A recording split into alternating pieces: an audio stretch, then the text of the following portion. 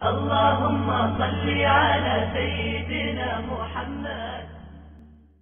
وہ پتھر مارنا شیطان کو تکبیر پڑھ پڑھ کر وہ ذی الحجہ کی 9 تاریخ ہے.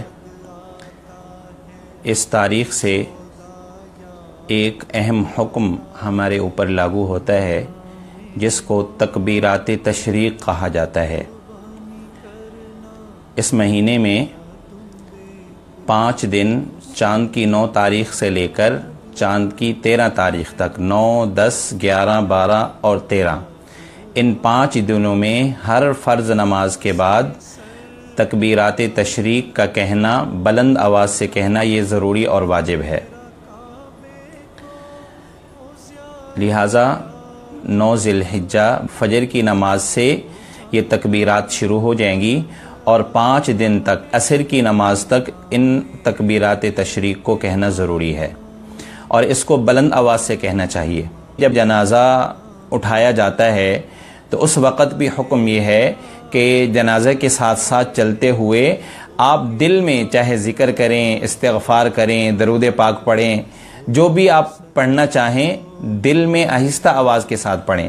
لیکن وہاں بھی دیکھنے میں یہ نظر آتا ہے کہ جیسے ہی جنازہ اٹھاتے ہیں تو فوراً ایک آدمی بلند آواز سے کہتا ہے کلمہ شہادت، اور سارے آدمی بلند آواز سے کلمہ شہادت پڑھنے لگتے ہیں، جو کہ بالکل شریعت کے حکم کے خلاف ہے. تو آج ہر معاملے کے اندر الٹی ترتیب چل گئی ہے. دعا کے اندر حکم یہ ہے کہ آہستہ آواز سے دعا کرو، افضل ہے. عام حالات میں درود پاک بھی دل میں پڑھنا افضل ہے، اور جنازہ کے ساتھ چلتے ہوئے بھی ذکر کرنا ہے، دعا کرنا ہے، آہستہ دل میں دعا کریں. لیکن جب تکبیرات تشریق کا حکم آیا ہے تو اب شریعت کا حکم یہ ہے کہ جب تکبیرات تشریق آپ کہیں تو اس وقت آپ بلند آواز کے ساتھ زور زور سے کہیں. لیکن آج مسجد کے اندر جب تکبیرات تشریق کہی جاتی ہیں تو آواز ہی نہیں نکلتی. یہاں معاملہ الٹ ہو گیا. جہاں بلند آواز سے حکم ہے وہاں ہم آواز نہیں نکالتے، اور جہاں آہستہ آواز رکھنے کا حکم ہے وہاں ہم زور سے پڑھتے ہیں اور بآواز بلند پڑھنے لگتے ہیں. تو ہمیں ہر حکم کو شریعت کے مطابق سر انجام دینا چاہیے. مفتی محمد شفیع صاحب رحمہ اللہ تعالی وہ فرمایا کرتے تھے کہ یہ تکبیرات تشریق در حقیقت شوکت اسلام کا مظاہرہ کرتی ہیں، کہ اس سے اسلام کی شان و شوکت سامنے آتی ہے، اسلام کی شان و شوکت کا مظاہرہ ہوتا ہے. لہٰذا جیسے ہی مسجد میں امام صاحب سلام پھیریں تو تمام نمازی بلند آواز کے ساتھ اس تکبیر کو کہیں اور مسجد اس تکبیر سے گونج اٹھے. لہٰذا تمام لوگوں پر، تمام مسلمانوں پر ہر فرض نماز کے بعد 5 دن ان تکبیرات تشریق کو کہنا واجب ہے اور بلند آواز سے کہنا واجب ہے. اسی طریقے سے مردوں کے ساتھ ساتھ خواتین پر بھی یہ تکبیرات تشریق واجب ہیں، اور وہ بھی ہر فرض نماز کے بعد اپنے گھر میں جب وہ نماز پڑھیں تو فرض نماز پڑھنے کے فوراً بعد ان تکبیرات کو وہ بھی کہیں. لیکن مرد بلند آواز سے کہیں، خواتین آہستہ اور دل دل میں کہیں. بعض خواتین بھول جاتی ہیں، یاد نہیں رہتا. مسجد میں تو اگر چند آدمیوں کو یاد آ گیا، انہوں نے بآواز بلند ان تکبیرات کو کہنا شروع کیا تو اس کی برکت سے تمام مسجد کے لوگ ان کو یاد دہانی ہو جاتی ہے اور سب کے سب لوگ ان تکبیرات کو پڑھنے لگتے ہیں. لیکن گھر کے اندر عموماً خواتین کو یہ بات یاد نہیں رہتی، بھول جاتی ہے.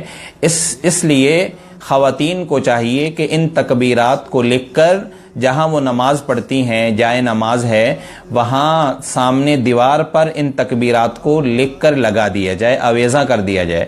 یا دوسرا طریقہ یہ ہے کہ ایک سفید کاغذ لیں، ان سفید کاغذ کے اوپر تکبیرات تشریق کا لفظ لکھ کر آپ اپنی جائے نماز اور مصلی کے دائیں طرف پن کے ساتھ چپکا دیں. تو جب بھی آپ نماز پڑھیں گی، خواتین نماز پڑھیں گی، تو اس مصلی کو، جائے نماز کو دیکھ کر جس کے اوپر ایک پرچہ لکھا ہوا ہوگا یاد دہانی کا، تکبیرات تشریق کا، تو اس کو دیکھ کر فوراً یاد دہانی ہو جائے گی کہ ہمیں تکبیرات تشریق کو کہنا ہے. لہٰذا خواتین بھی کہیں اور مرد بھی کہیں اور 5 دن تک ان کو کہنا ضروری اور واجب ہے. اگر کوئی آدمی یا کوئی خاتون نماز کے بعد ان کو کہنا بھول جائے، اگر تھوڑی سی دیر ہوئی ہے، 5 10 20 سیکنڈ ہوئے ہیں اور آپ کا چہرہ قبلے کی طرف ہے، کوئی بات نہیں کی، کوئی ایسا عمل نہیں کیا جو نماز کے خلاف ہو، تو ان تکبیرات کو فوراً کہہ لیا جائے. لیکن اگر آپ اٹھ کے چلے گئے، بات کر لی، مسجد سے باہر نکل گئے، خواتین جائے نماز سے نکل گئیں، بعد میں یاد آیا کہ ہم نے تو تکبیرات نہیں کہیں، تکبیرات تشریق بھول گئے، تو اس وقت اب اس کا کوئی کفارہ نہیں ہے، بس توبہ اور استغفار ہے. اللہ تعالیٰ سے معافی مانگے، توبہ اور استغفار کریں کہ ایک واجب کی ادائیگی رہ گئی.